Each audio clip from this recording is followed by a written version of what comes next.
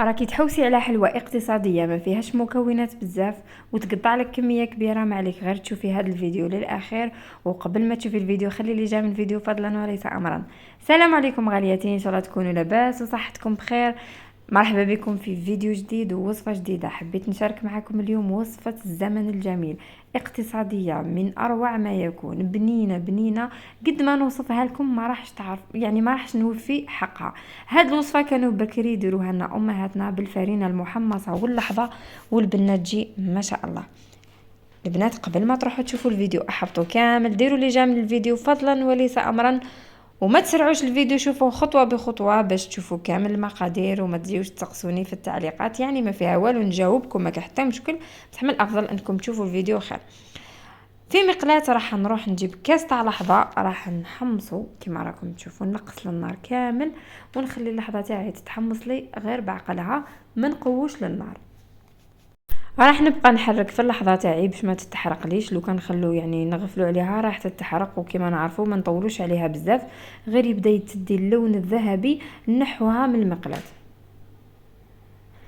هاد الوصفه نشفى ماما كانت ديرها لنا بكري، وكانوا يديروها على شكل اصابع تجيك شغل حبات تمر، ويحطوها يغمسوها في الشوكولا ويرمدوها في الكاوكاو، كانت تجي من اروع ما يكون. يعني هاد الوصفه مستحيل ننساها، كانت امي ربي يحفظها لي ديرها لنا. كما قلت لكم هاو بدا هنا اللون يتغير تاع اللحظه، ما لازمش نخليوها يعني تطول.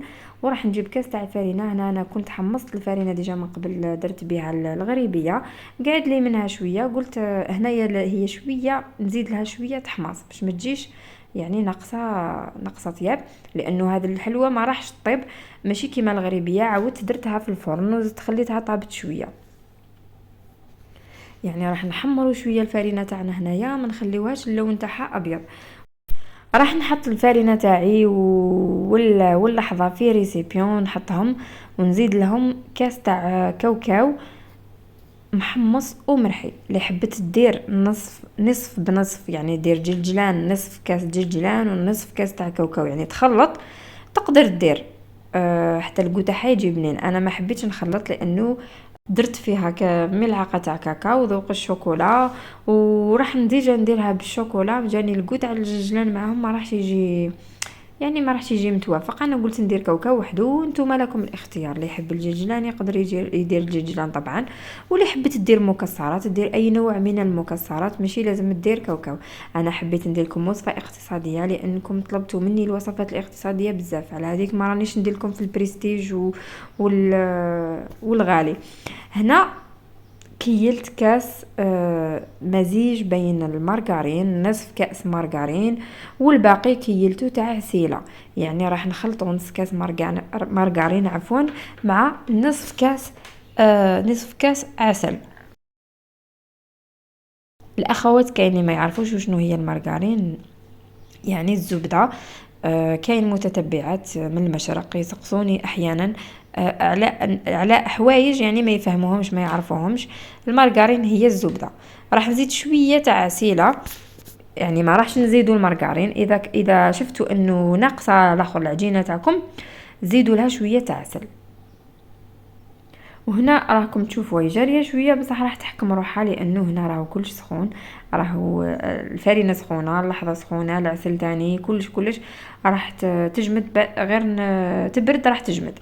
راح نجيب مول تاع السيليكون على شكل قلوب، ولا نتوما تقدروا ديروها في كيس بلاستيكي وتطبعوها.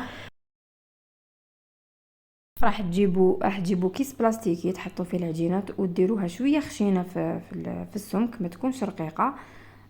تجيبوا اي طابع عندكم دائري ولا اي شكل حبيتوه، وتطبعوا فوق الساشي باش تجيكم بومبي من الاعلى، يعني باش يجي الشكل تاعها مليح، باش تجيكم من الاعلى يعني طالعه.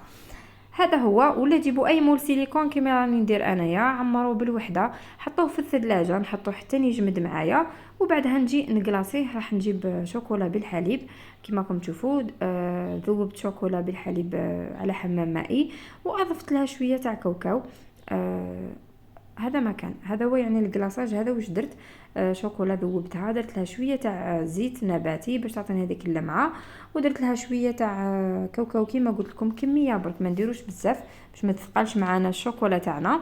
وبعدها نجي نقلاصي بالحبه حتى نكمل كامل الكميه اللي عندي. البنات الى عجبكم الفيديو تاع نهار اليوم فضلا وليس امرا ماذا بيا ديروا لي جيم الفيديو، وان شاء الله يكون عندي متتبعات وفيات، اي فيديو نحطه يشوفوه لي ماشي يشوفوا حسب الاذواق. وان شاء الله تخلوا لي تعليق لهذه الوصفه.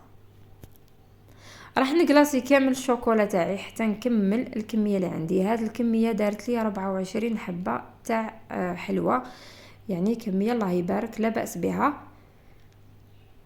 بعد ما نكمل هذه الكميه شوفوا انا نحي فيه من المول تاع السيليكون، ماشي لازم ديروه في الكونجيلاتور، تقدروا ديروها غير يعني في الثلاجه الاسفل غير يجمد معنا. راح نقلاصيوها ونجيو نزينوها. انا كي زينتها درت خطوط على الحافه ودرت شويه تاع بيستاش. هذا هو التزيين اللي درته. ولا ديروا تزيين بالكاوكاو ولا بكاوكاو اخضر، ولا ديروا ورق ذهبي. انا في حبات درتهم بالورق الذهبي وحبات درتهم بهذه الطريقه. وهذه وصفتنا نهار اليوم غالياتي، ان شاء الله تكون عجبتكم، وتخلوا لي في التعليقات رايكم لانه رايكم ديما كما نقول لكم يهمني.